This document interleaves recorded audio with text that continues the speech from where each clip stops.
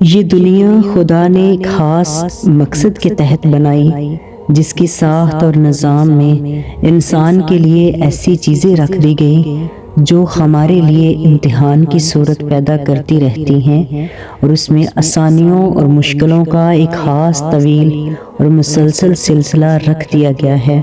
اللہ تعالیٰ نے اس دنیا میں موت اور حیات کا یہ سلسلہ اسی لیے چلایا کہ جسے خود اللہ نے ان الفاظ میں بیان فرمایا ہے کہ وہ ذات جس نے موت اور حیات کا بنایا تاکہ تمہیں آزمائے کہ تم میں سے کون عمل میں اچھا ہے، اور وہ عزیز و غفور ہے۔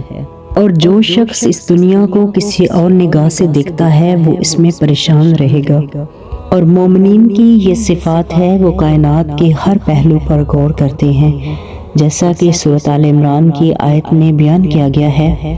وہ لوگ جو اٹھتے بیٹھتے اور لیٹتے ہوئے اللہ کو یاد رکھتے ہیں اور کائنات کی تخلیق میں غور کرتے ہیں، وہ اس نتیجے تک پہنچتے ہیں کہ اے اللہ، تو نے یہ دنیا بے مقصد نہیں بنائی بلکہ امتحان کے لیے بنائی ہے، اسی لیے تو پاک ہے، ہمیں دوزخ سے نجات دے دے۔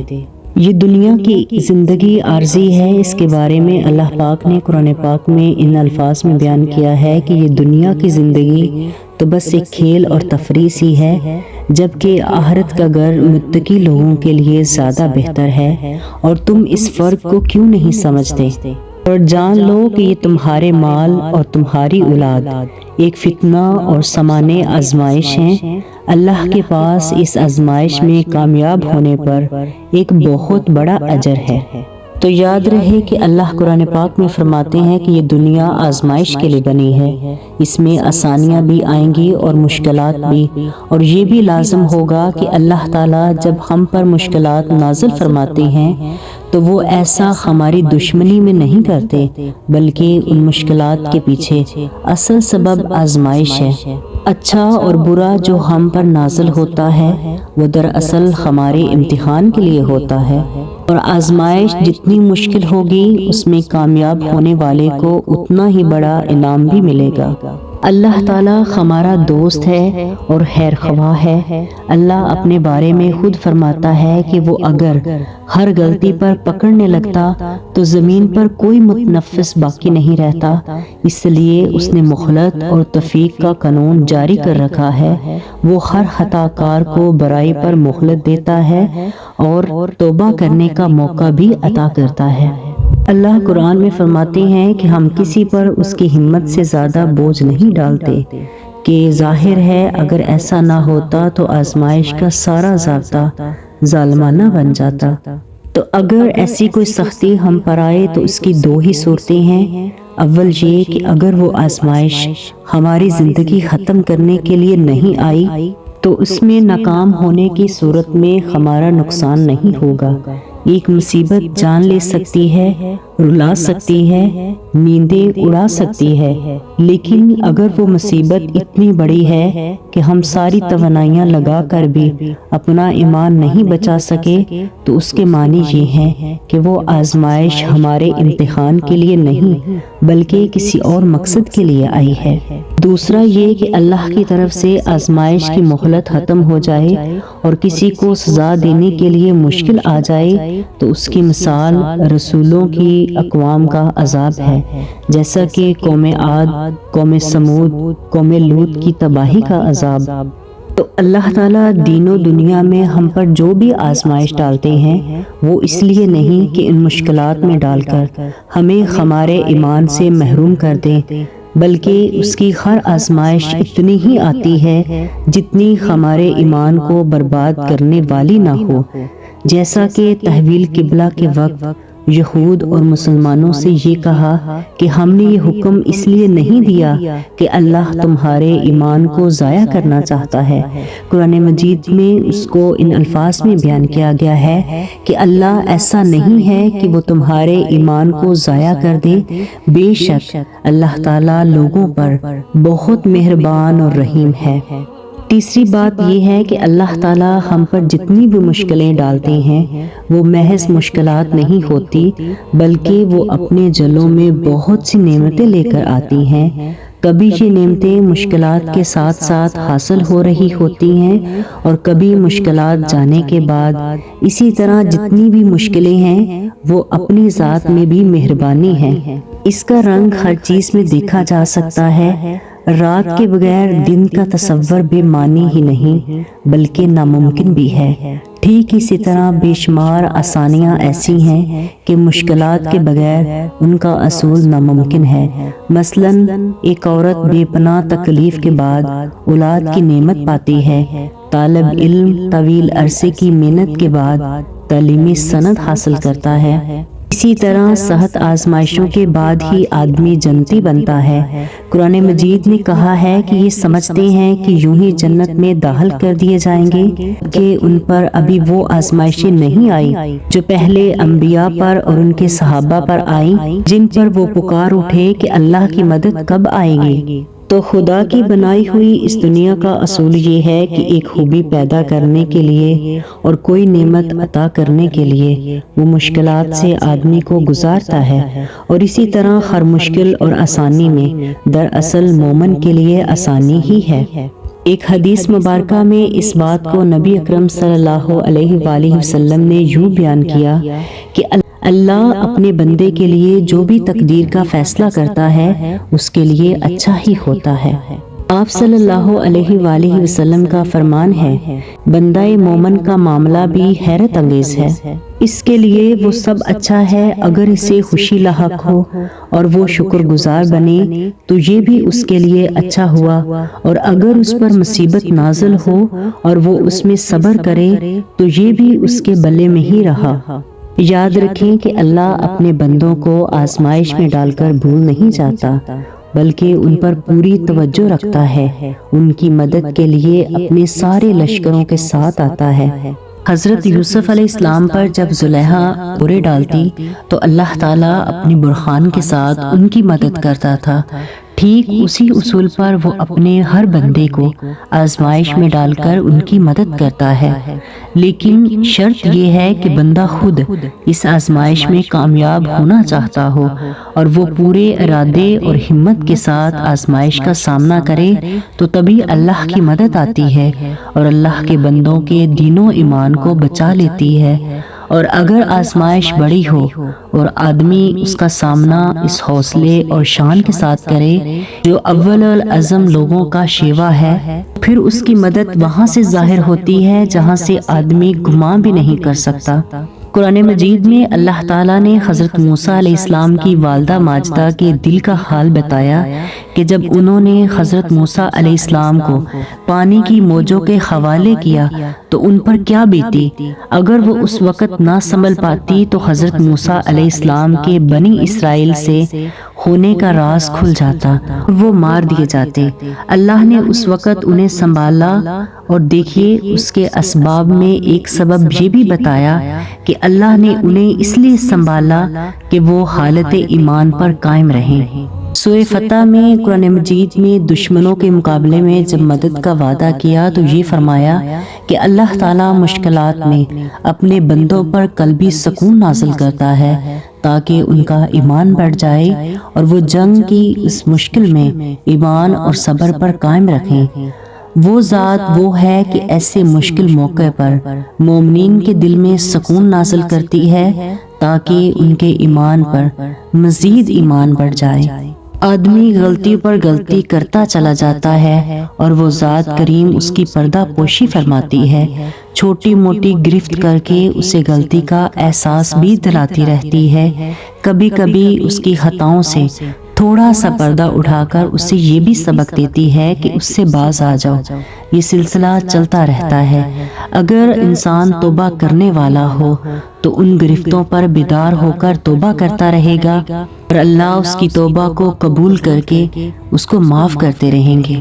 تو اگر کوئی توبہ کرنے والا نہ ہو اور اللہ کی طرف سے کی گئی ہر گرفت اسے برائی کی طرف لے جاتی ہو تو ایسے آدمی کو اللہ مہلت دیتے ہیں۔ مہلت میں دونوں پہلو ہوتے ہیں، اگر توبہ کرنا چاہے تو واپس آ جائے اور اگر گناہ میں آگے بڑھنا چاہے تو آگے بڑھتا جائے۔ اور اگر آدمی خلوص کے ساتھ توبہ کر لے تو اس کی رحمت کے دروازے اس پر کھل ہی جاتے ہیں۔ بہت فیض رساں ہے وہ ذات جس کے قبضے میں اس ملک کی بادشاہی ہے، وہ سب کچھ کر گزرنے پر قادر ہے۔ وہ ذات وہ ہے جس نے موت اور حیات کو بنایا تاکہ تمہیں آزمائے کہ تم میں سے کون سا اچھا عمل کرتا ہے، وہ عزیز و غفور ہے۔ اے انسان، تو اپنے رب کی طرف کشا کشا کھینچا چلا جا رہا ہے، پھر بھی تیری اس سے ملاقات ہوگی۔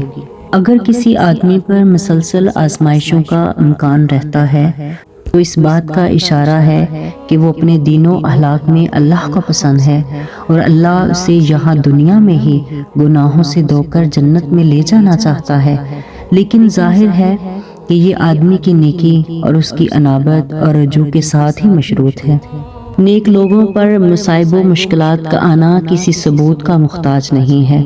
نبی کریم صلی اللہ علیہ وآلہ وسلم کی حیات طیبہ کے حالات اس بات کی گواہی کے لیے کافی ہیں کہ نیک لوگوں پر مشکل آنے کے معاملے کو نبی کریم صلی اللہ علیہ وآلہ وسلم نے یوں بیان فرمایا کہ بے شک اللہ جن کو پسند کرتا ہے انہیں ہی ابتلا میں ڈالتا ہے، سو جو اس کی ابتلا پر بھی اس سے راضی رہتا ہے تو وہ اللہ اس کو اپنا رضوان عطا کرتا ہے، اور جو اس ابتلا پر اللہ سے ناراض ہو جائے تو اللہ اس سے راضی نہیں رہتا۔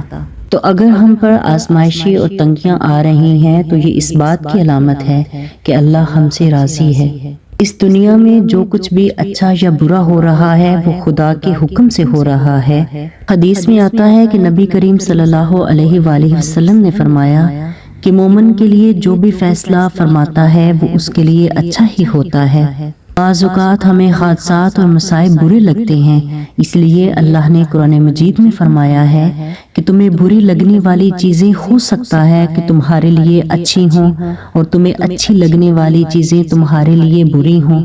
تم نہیں جانتے ہو بلکہ اللہ جانتا ہے۔ تو اللہ ہمارے ساتھ جو بھی کرے گا وہ ہمارے لیے خیر اور بھلائی ہوگی۔ ہمارے حق میں ہونے والے فیصلے اللہ کر رہا ہے تو اس میں گھبرانے کی کوئی ضرورت نہیں، کیونکہ اللہ قرآن میں فرماتے ہیں اور تمہیں کوئی مصیبت نہیں پہنچتی نہ تمہاری زمینی پیداوار میں اور نہ ہی تمہاری جانوں کو، مگر یہ کہ وہ ایک کتاب میں لکھی ہوئی ہوتی ہے اس سے پہلے ہم اسے وجود میں لائیں۔ بے شک یہ اللہ کے لیے نہایت ہی آسان ہے۔ یہ بات تمہیں اس لیے بتائی جا رہی ہے کہ تمہاری جو چیز ضائع ہو جائے اس پر غم نہ کرو، اور تمہیں جو نعمت ملے اس پر مت اتراؤ۔ اللہ تعالیٰ نہ اکڑنے والوں کو پسند کرتے ہیں اور نہ ہی اترانے والوں کو۔ اللہ تعالیٰ کا فرمان ہے کہ ہم کسی نہ کسی کو کسی طرح تمہاری آزمائش ضرور کریں گے، دشمن کے ڈر سے، بھوک پیاس سے، مال و جان اور پھلوں کی کمی سے، اور ان صبر کرنے والوں کو خوشخبری دے دیجیے کہ انہیں جب بھی کوئی مصیبت آتی ہے تو کہہ دیا کرتے ہیں کہ ہم تو اللہ کی ملکیت ہیں اور ہم اسی کی طرف لوٹنے والے ہیں۔ ان پر اللہ کہ رب کی نوازشیں اور رحمتیں ہیں اور یہی لوگ ہدایت یافتہ ہیں۔ جب مومن اللہ کے فیصلے کو تسلیم کر لیتا ہے اور انا للہ پڑھ لیتا ہے تو 3 بلائیوں کا مستحق ٹھہرتا ہے: اللہ کی نوازشیں، رحمت، ہدایت یافتہ ہونے کی سند۔ رسول اللہ صلی اللہ علیہ وآلہ وسلم نے یہ بھی سکھایا کہ مصیبت کے وقت اللہ کو پکارا جائے، اجر و ثواب کا سوال اور مصیبت کے بدلے اچھائی طلب کی جائے۔